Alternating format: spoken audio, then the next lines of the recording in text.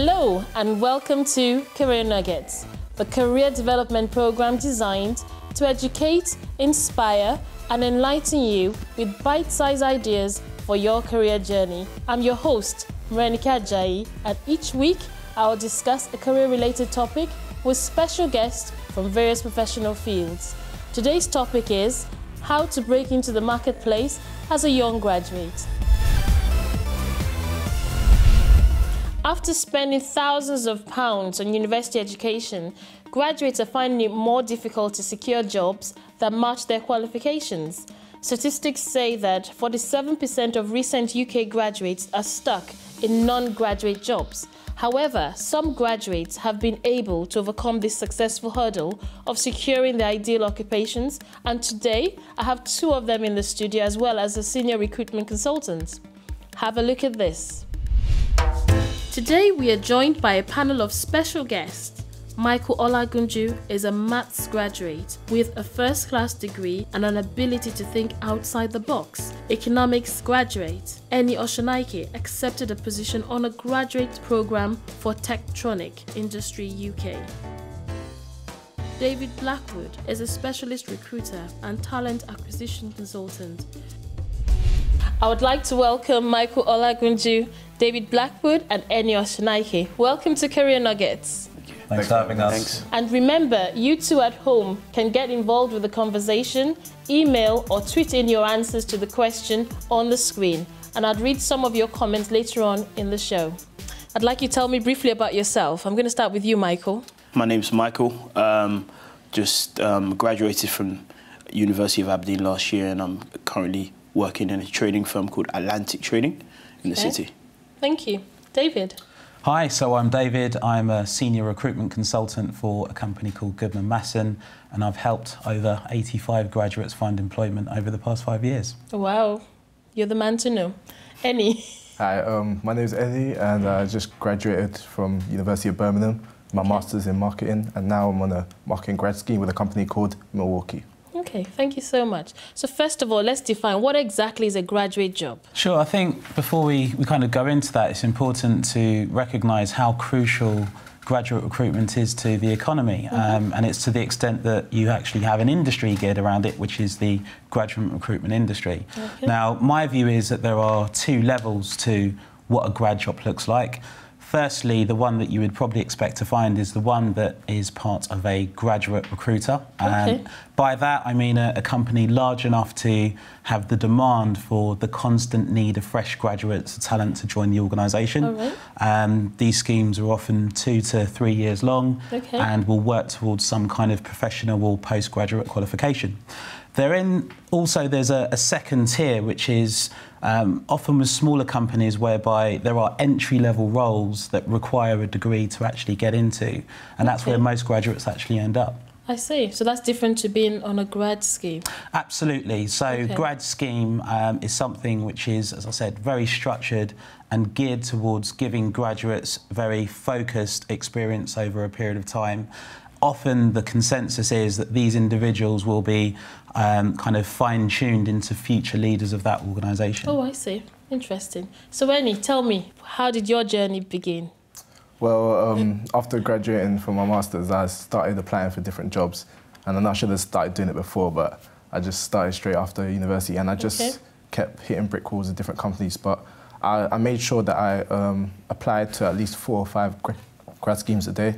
Really? So, every day? How long did this then take you then? 6 months. 6 months? But I was working in Pizza Hut while I was, until I got the grad scheme that I wanted, because I still wanted to obviously make some sort of income, but I didn't want to work in a career path that I wanted to go into before starting my grad scheme, because I was adamant that I wanted to start my career path on a grad scheme.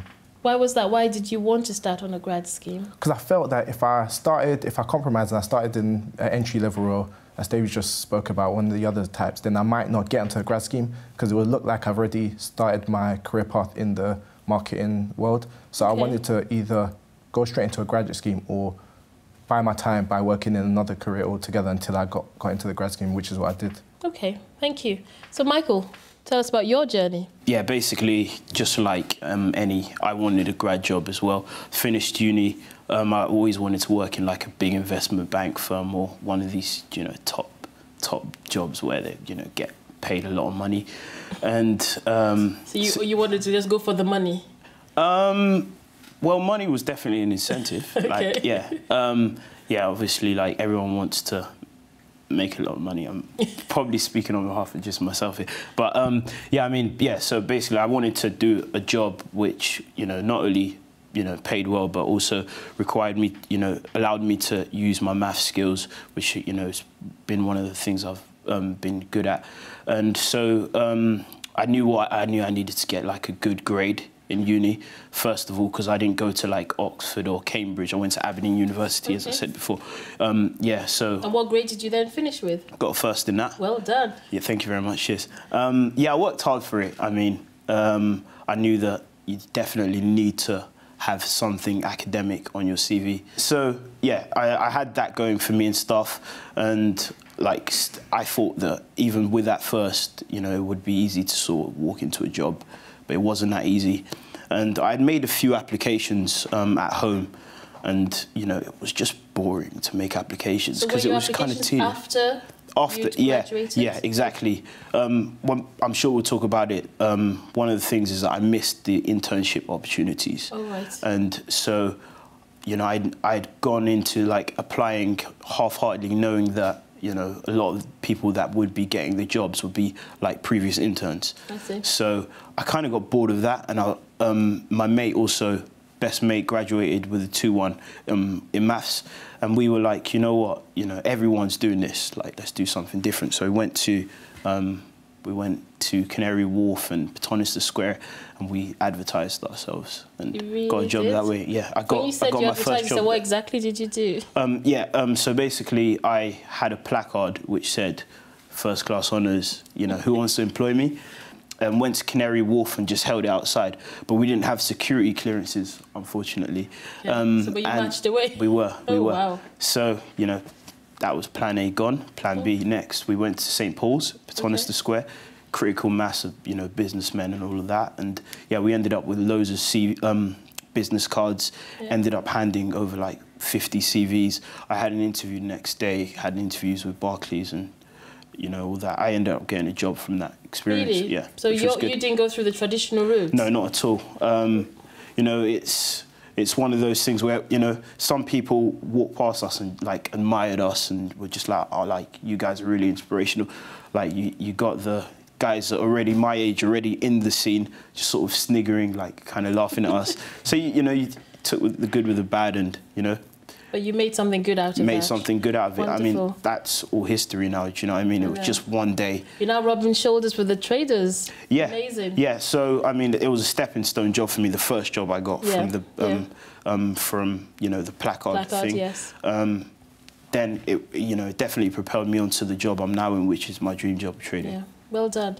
So, David, listening to the two graduates, what they're both saying is that they missed the time. Is there a particular time you've got to apply for these graduate scheme jobs? What you'll find is if you look online, that a lot of employers will start to ramp up their graduate recruitment uptake in the autumn because that goes hand in hand with results, etc., etc. So the time to really start applying is probably slightly in advance of that. But yes, most employers will try to encourage most of the graduates to go through the recruitment process throughout the kind of last 3 months of the calendar year. So that's before they actually graduate? Correct. So absolutely. I mean, obviously if you got 3 months to graduate, that would have been a challenging time. You want to finish with good grades, so you're studying, and you've got to now feel a lot of, how were your emotions then? How were you? To be honest, if time management, if people had enough time management, they can do both. But at the same time, my focus was to get my grades, because at the end of the day, I thought that if I didn't get the grades, then there was no chance of me getting on the grad scheme. What was your grade? I got a merit, which is because I did a master's in marketing, which is equivalent to a 2-1. Oh right, well done. So, the way I was mine was set up, I ended up doing my dissertation over the summer period. So while everyone else had probably finished their last exams, so we were going into summer holidays, starting to plan. Then I was still at university writing up my thesis, so it didn't really correlate. But I understand what you're saying, because it's very important that people apply early, because there's certain people that may not have filtered through, that because they got there earlier, they ended up getting a place in one of the grad schemes that they tried to get. Okay. So I think that's important. And was that the same thoughts you shared then because you were studying? I really knew that, as I said before, you know, I needed the academics to get one of these jobs. And so at the end, you know, at the end of uni, like the last 3 months, I was just focusing on getting a grade. I had at the back of my mind that there are other guys out there who are also aiming to get a first and who are also applying. Okay. But I just didn't want to look back and say I didn't get that grade because of the fact that I was applying and stuff. And yeah, maybe my time management could have been a bit better back then.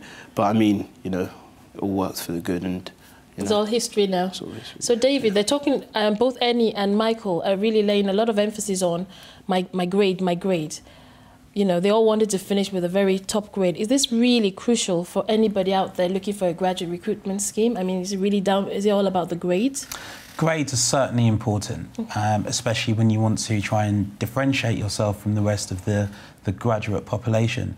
However, I was talking with both Annie and Michael before we started filming, and actually one of the things that came out was that a graduate who actually achieved a 2-2 from London South Bank University had actually just secured a job with a very impressive organisation and was up against Oxbridge graduates. So the emphasis should be on attaining the best level of grades that you can, but there are other variables that are involved with actually getting that job. And what are these variables? Because character, personality, gravitas, business acumen, being able to step outside of your comfort zone and take yourself down to St Paul's with a placard. There's a graduate who joined Goldman Sachs earlier on in the year who had a sandwich board in London Bridge with his CV written out on it in chalk. It's just doing things that are sometimes a little bit out of the norm and off the beaten track that will get the attention of that prospective employer.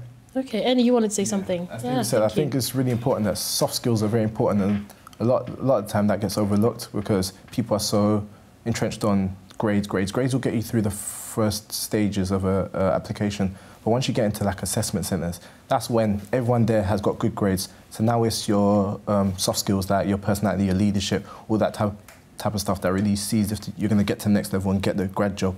Because in a lot of the assessment centres I went to, I met a lot of people that had much better grades than me, went to better universities than me, but they lacked that personality, that charisma, that you know, whatever you want to call it, that people see. They wanted people that also had great soft skills, as I said before, because that's very important.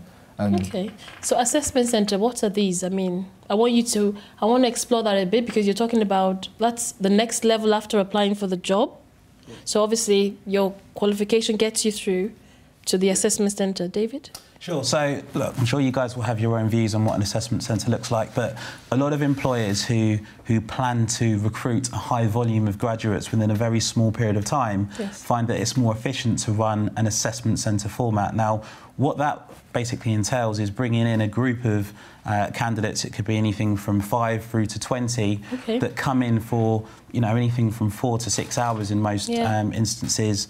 And they'll be given a number of exercises. So you'll have potentially a group exercise in there where they'll say you're on a sinking ship, there are 15 of you on there, you know, these are the materials that you've got. Absolutely. And what they're looking for is evidence of how these individuals interact, who takes a leadership role within that interaction, who sits back as an active listener, and so on and so forth. Okay. There'll then be probably numerical reasoning, verbal reasoning, probably a one-to-one interview at some point, and then some kind of closeout session.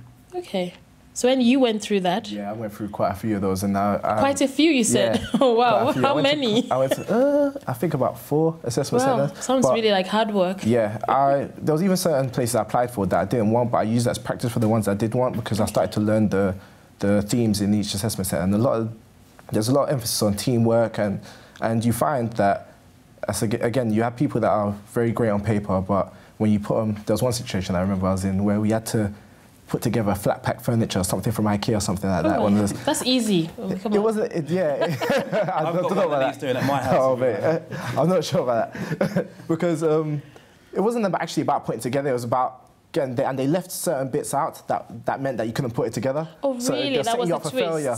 But they wanted to see how you would act. There was always, there's some people that thought being a leader means holding the pen and delegating and being the alpha male or female, but really it was all about they just wanted to see how you reacted under a situation where you couldn't find the